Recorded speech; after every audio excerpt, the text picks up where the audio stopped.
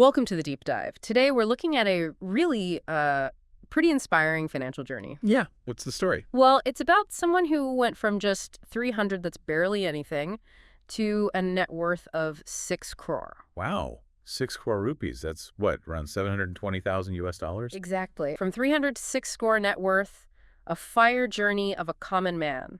Fire financial independence. Retire early. Got it.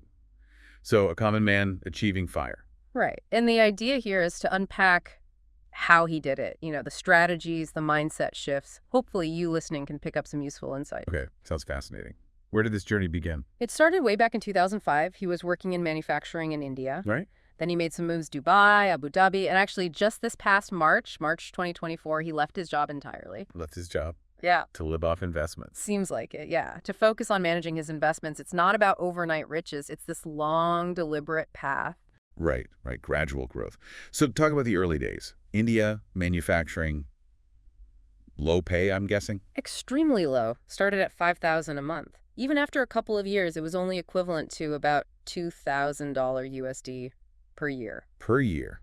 Okay, that's really starting from scratch. Definitely.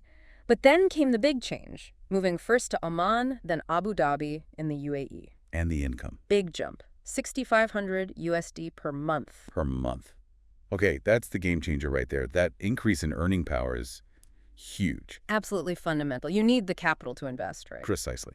Yeah. So with that higher income, what did he start doing investment-wise? He got into direct equity investing around 2016. Yeah. So buying individual stocks. Okay, direct equity, not mutual funds or ETFs primarily. Seems like direct equity was the main focus. Out of a total net worth they mentioned as 9 crore, euro 6 crore of that is in direct equity. Whoa, that's a heavy allocation.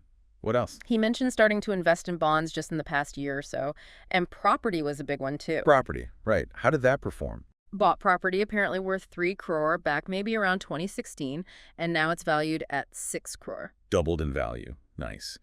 And crucially, was he reinvesting the returns? Yes, explicitly mentioned reinvesting returns, that classic compounding effect. Makes sense. Anything he avoided?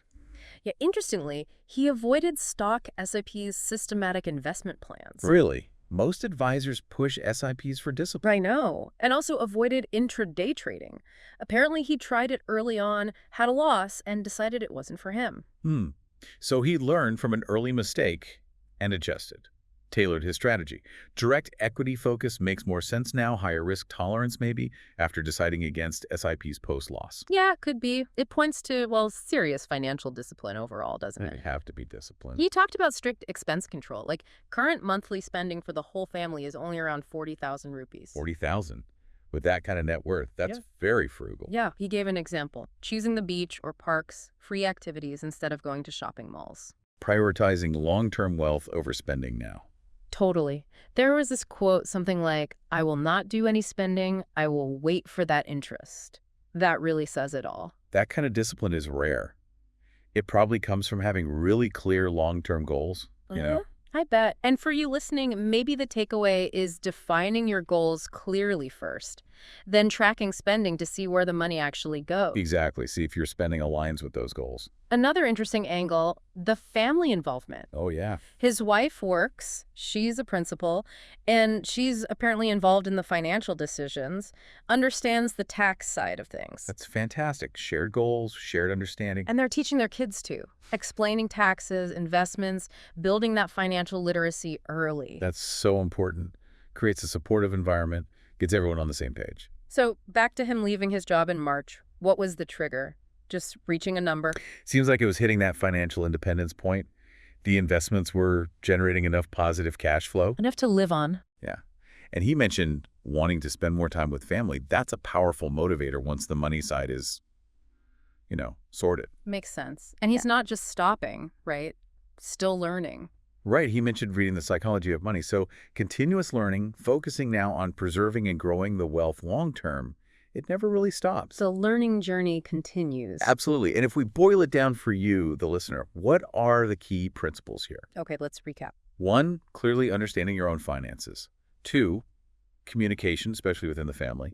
3, massive discipline and patience with investing. 4, that commitment to keep learning. So disciplined saving, strategic investing, mainly direct equity and property here, and just a really long-term view. And all starting from, let's remember, just $300. It's quite incredible. It really is. So maybe the question for you is, thinking about your own situation, what's one thing from this story that really clicks? What could you maybe start applying? Yeah. What's your actionable takeaway?